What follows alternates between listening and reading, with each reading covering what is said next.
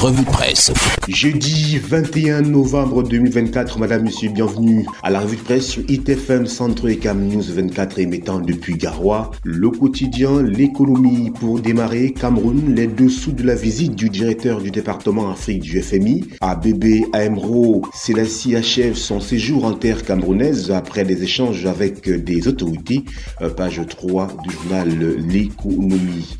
Santé et agro-industrie, 6,1 milliards de francs CFA de la BDEAC pour le financement de nouveaux projets. Page 5 pour plus de détails. Management, toujours avec le quotidien L'économie, manager et obtenir des résultats exceptionnels. Page 10 et 11 pour plus de précisions sur cette démarche. Econews également est de la partie ce matin avec à la une projet de budget 2025, les mêmes promesses, les mêmes problèmes. Point d'interrogation. Le Conseil des ministres du 19 novembre dernier a été l'occasion pour le gouvernement de présenter les grandes lignes de son projet de loi de finances pour 2025. Si le discours officiel est celui de la croissance, de l'investissement et de la consolidation des finances publiques, une lecture plus attentive des annonces laisse entrevoir quelques zones d'ombre à consulter à la page 7 du journal Econews. Le quotidien Le Jour pour sa part à la une, lutte d'indépendance entre assassinat, traîtrise et liberté à pas forcé. Dans son livre Histoire politique du Cameroun, Guo Hungli Massaga revient sur le passé tumultueux d'un pays secoué par des images insoutenables dont l'horreur n'a pas été pensée jusqu'ici, page 5 pour s'en apercevoir. Toujours avec ce journal, hôpitaux publics, le personnel de santé annonce une grève dès le 16 décembre 2024, page 3 pour lire les raisons. Système agricole et alimentaire, les CVUC en faveur d'une agriculture durable, page 6 pour plus de précisions. Quittons le quotidien du jour pour un autre journal, Cameroun Tribune, Batienga, Tui, Yoko, Lena, Batingat, les merveilles du bitume nous sont présentées à quelques semaines de la fin de la phase 1 du projet de facilitation du transport sur la nationale numéro 15.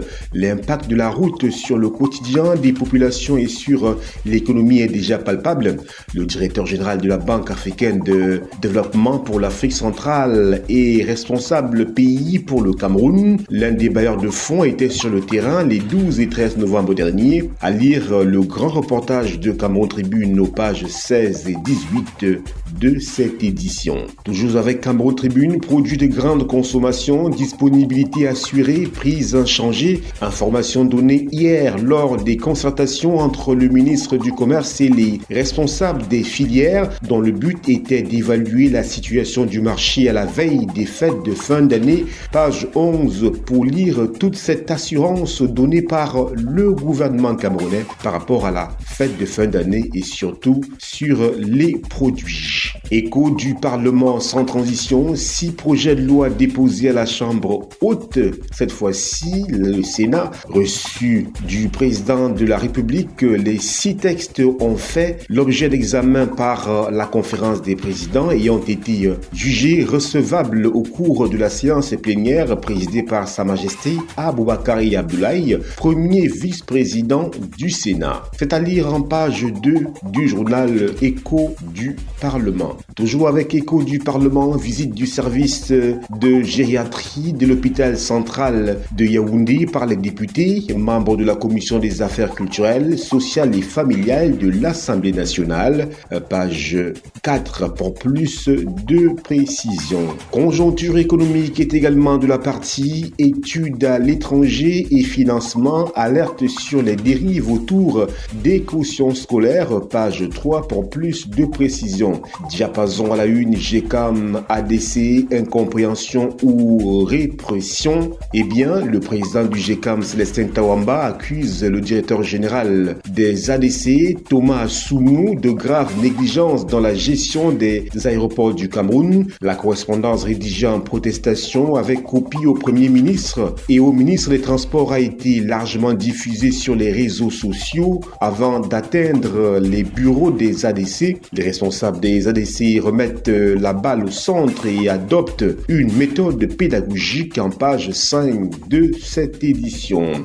Fonction publique camerounaise, l'ère de l'impunité est révolue, nous dit le journal Diapason. Mutation pour sa part nous parle de fiscalité locale, l'assiette à moitié vide, point d'interrogation, questionne ce journal, alors que le gouvernement se félicite des avancées contenues dans le projet de loi soumis au Parlement. Des voix s'élèvent pour décrier des entorses à la décentralisation. Deux experts en fiscalité se prononcent sur le sujet aux pages 6 et 7 du quotidien Mutation. Toujours avec Mutation, vie chère, la page 8, débat houleux au Mines-Commerce, nous dit ce journal. En page 12, test ADN, Vinicius Junior, le Camerounais. Eh bien, plus de détails sur cette actualité qui fait les choux gras de la presse avec le Brésilien Vinicius qui serait, d'après le test ADN, d'origine camerounaise. Le drapeau à la une, déclaration des revenus, échéance au 2 décembre 2024. La Direction générale des impôts rappelle à tous les contribuables qu'ils doivent déclarer leurs revenus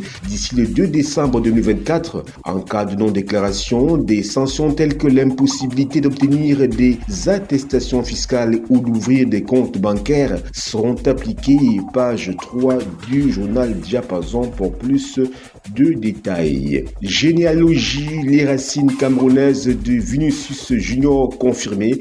Page 11 pour s'en apercevoir. La voix des jeunes à la une, partenariat Afrique-Europe, le nouveau départ. À l'initiative du CDP Togo-France et du CNSAF, la capitale togolaise a accueilli du 11 au 15 novembre 2024 une rencontre stratégique marquée par des débats riches. Ces discussions intenses et constructives ont abouti à la déclaration de Lomé, véritable feuille de route pour une coopération renouvelée, plus juste et durable entre les deux continents. Déclaration à lire aux pages 5 et 8 du journal La Voix des Jeunes. Le plaidoyer, peut-on lire à la une du journal Le Point Hebdo, Qatar Africa Business Forum, Oumarou Fadil, intelligence artificielle.